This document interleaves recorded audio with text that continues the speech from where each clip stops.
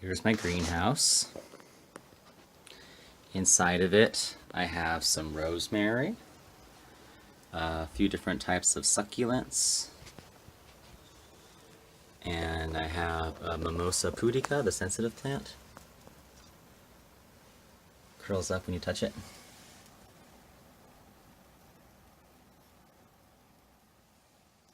And then these are my favorite plants, my Nepenthes pitcher plants. And with them, I have growing a bunch of really awesome sphagnum moss, all this little green stuff that's down here.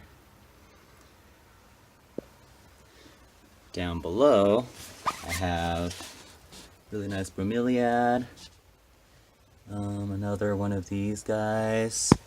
Here's all my moss that I'm growing in a tray here.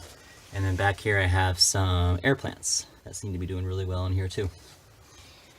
I'm also growing, inside of this, I'm growing some moss in a bag to kind of trap the humidity, kind of comparing how it grows in here versus how it grows down below. And then here I have a humidifier. It's off right now, I'll turn it back on.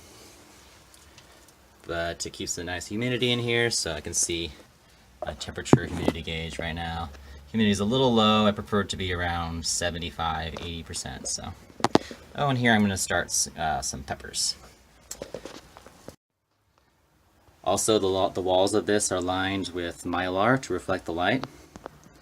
And up above, I have a really nice LED light, which is off right now because when it's on, you'll see what everything looks like right now. Super bright. And it's a red-blue light, which is what plants absorb the best. Using their photosynthesis, so that is why it looks purple, because it's red and blue. Anyway, that's it.